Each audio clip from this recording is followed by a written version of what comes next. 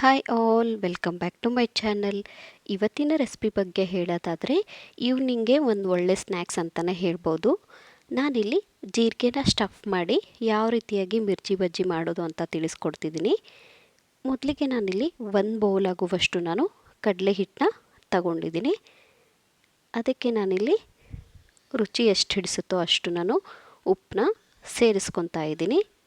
ಅಳತೆಗೆ ನಾನಿಲ್ಲಿ ಅರ್ಧ ಸ್ಪೂನ್ ಆಗುವಷ್ಟು ಉಪ್ಪನ್ನ ಸೇರಿಸಿದ್ದೀನಿ. ಹಾಗೆಯೇ ಅರ್ಧ ಸ್ಪೂನ್ ಆಗುವಷ್ಟು ನಾನು ಅಜ್ವಾನ್ ಕೂಡ ಬಳಸ್ತಾ ಇದ್ದೀನಿ. ನಂತರ ನಾನು ಇದಕ್ಕೆ ಸ್ವಲ್ಪನೇ ಸ್ವಲ್ಪ ಅರಿಶಿನ ಪುಡಿನ ಸೇರಿಸ್ಕೊತಾ ಇದ್ದೀನಿ. ಏನಕ್ಕಂದರೆ ಬಜ್ಜಿ ನಮಗೆ ಚೆನ್ನಾಗಿ ಕಲರ್ ಬರುತ್ತೆ. ಲಾಸ್ಟಲ್ಲಿ ನಾನು ಪುಟಾಣಿ ಹಿಟ್ಟನ್ನ ಬಳಸ್ತಾ ಇದ್ದೀನಿ. 1 ಸ್ಪೂನ್ ಆಗುವಷ್ಟು ಹಾಕಿದರೆ ಸಾಕು, ಇಲ್ಲ ಅಂದರೆ ನೀವು ಸೋಡಾ ಕೂಡ ಬಳಸ್ಕೊಬಹುದು. ಇವಾಗ ಇದನ್ನು ನಾವಿಲ್ಲಿ ಚೆನ್ನಾಗಿ ಮಿಕ್ಸ್ ಮಾಡಿ ಸ್ವಲ್ಪ ಸ್ವಲ್ಪನೇ ನೀರು ಹಾಕ್ತಾ ಸ್ವಲ್ಪ ಗಟ್ಟಿಯಾಗಿಯೇ ಹಿಟ್ಟನ್ನ ಕಲಿಸ್ಕೊಳ್ಳಿ. ನೀಟಾಗೆಲ್ಲ ಮಿಕ್ಸ್ ಆಗಬೇಕು. ಜಾಸ್ತಿ ನೀರು ಹಾಕ್ಕೊಳ್ಳೋಕೆ ಹೋಗಬೇಡಿ. ನಿಧಾನಕ್ಕೆ ಹಿಟ್ಟಿಗೆ ಎಷ್ಟು ನೀರು ಬೇಕೋ ಅಷ್ಟೇ ಸ್ವಲ್ಪನೇ ಹಾಕ್ತಾ ಚೆನ್ನಾಗಿ ಕಲಿಸ್ಕೊಳ್ಳಿ. ನೋಡಿ, ನಮಗಿಲ್ಲಿ ಕಲಸಿದ್ದಾಯಿತು. ಇವಾಗ ಒಂದು 5 ನಿಮಿಷ ಇದನ್ನು ನೆನೆಯಕ್ಕಿಟ್ಟು ಈ ಕಡೆ ನಾವು ಸ್ಟಫಿಂಗ್ಗೆ ರೆಡಿ ಮಾಡ್ಕೊಳ್ಳೋಣ. ಮೊದಲಿಗೆ ನಾನಿಲ್ಲಿ ಜೀರಿಗೆನ ಸೇರಿಸ್ತಾ ಇದ್ದೀನಿ. ಹಾಗೆಯೇ ಸ್ವಲ್ಪನೇ ಸ್ವಲ್ಪ ಉಪ್ಪನ್ನು ಕೂಡ ಹಾಕ್ಕೊತಾ ಇದ್ದೀನಿ.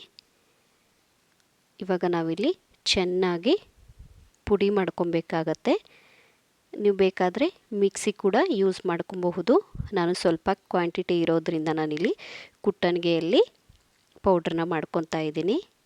ಇಷ್ಟು ಪೌಡ್ರ್ ಆದರೆ ಸಾಕು. ಇವಾಗ ನಾವಿಲ್ಲಿ ಉದ್ದಿಗಿರೋ ಮೆಣಸಿನ್ಕಾಯಿನ ತಗೊಂಡು ಈ ಥರ ನಾವು ಮಿಡಲಲ್ಲಿ ಸೀಳ್ಕೊಂಡು ಎಲ್ಲ ಸೀಡ್ಸ್ನ ರಿಮೂವ್ ಮಾಡಬೇಕಾಗತ್ತೆ. ನೀವು ಹಾಗೇ ಇರಲಿ ಅಂದರೂ ಕೂಡ ತೊಂದರೆ ಇಲ್ಲ. ನಾನು ಖಾರ ಜಾಸ್ತಿ ಇರೋದ್ರಿಂದ ಈ ಥರ ಸೀಡ್ಸ್ನ ರಿಮೂವ್ ಮಾಡ್ಕೊತಾ ಇದ್ದೀನಿ. ಮತ್ತು ನಮಗೆ ಸ್ಟಫಿಂಗು ಕೂಡ ಈಸಿಯಾಗಿರುತ್ತೆ. ಆಲ್ರೆಡಿ ನಾನೆಲ್ಲ ಈ ಥರ ಬಿಡಿಸಿದ್ದಾಯಿತು. ಇವಾಗ ನೀಟಾಗಿ ಒಂದೊಂದಾಗಿ ಮೆಣಸಿನ್ಕಾಯಲ್ಲಿ ನಾವು ಜೀರಿಗೆ ಪೌಡ್ರನ್ನ ಸ್ಟಫ್ ಮಾಡ್ತಾ ಹೋಗೋಣ. ನೀವು ಇದಕ್ಕೆ ಎಕ್ಸ್ಟ್ರಾ ನೀವು ಕೊತ್ತಂಬರಿ ಸೊಪ್ಪನ್ನು ಕೂಡ ಹಾಕ್ಕೊಂಡು ಮಾಡ್ಕೊಬಹುದು. ಇವಾಗ ನೀವಿಲ್ಲಿ ನೋಡ್ತಿರ್ಬೋದು, ನಮ್ಗೆ ಆಲ್ಮೋಸ್ಟು ಹಿಟ್ಟು ಕೂಡ ರೆಡಿಯಾಗಿದೆ. ಇದಕ್ಕೆ ನಾನು ಲಾಸ್ಟಲ್ಲಿ ಸಣ್ಣದಾಗಿ ಕಟ್ ಮಾಡಿರುವಂತಹ ಕೊತ್ತಂಬರಿ ಸೊಪ್ಪನ್ನು ಕೂಡ ಸೇರಿಸ್ಕೊತಾ ಇದ್ದೀನಿ. ಇವಾಗ ಇದನ್ನು ಒಂದು ಒಳ್ಳೆ ಮಿಕ್ಸ್ ಮಾಡಿದರೆ ರೆಡಿ ಆಯಿತು. ಈ ಕಡೆ ನೀವು ನೋಡ್ತಿದ್ದಂತೆ ಆಯಿಲ್ ಕೂಡ ಬಿಸಿ ಆಗಿದೆ. ಇವಾಗ ಒಂದೊಂದಾಗಿ ಮಿರ್ಚಿ ಬಜ್ಜಿನ ಆಯಿಲಲ್ಲಿ ಬಿಡ್ತಾ ಹೋದರೆ ನಮಗಿಲ್ಲಿ ಈಸಿಯಾಗಿ ಸ್ಟಫ್ ಮಾಡಿರುವಂತಹ ಮಿರ್ಚಿ ಬಜ್ಜಿ ರೆಡಿ ಆಗ್ತಾ ಹೋಗುತ್ತೆ.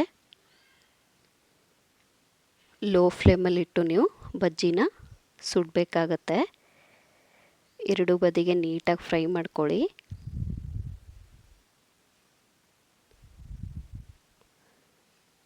ನೋಡಿ, ನಮ್ಗೆ ಆಲ್ಮೋಸ್ಟ್ ಇಲ್ಲಿ ಬಜ್ಜಿ ರೆಡಿ ಆಯಿತು. ಇವಾಗ ನೀವು ಇಲ್ಲಿ ಇದನ್ನು ಈಸಿಯಾಗಿ ಸರ್ವ್ ಕೂಡ ಮಾಡ್ಕೊಬೋದು.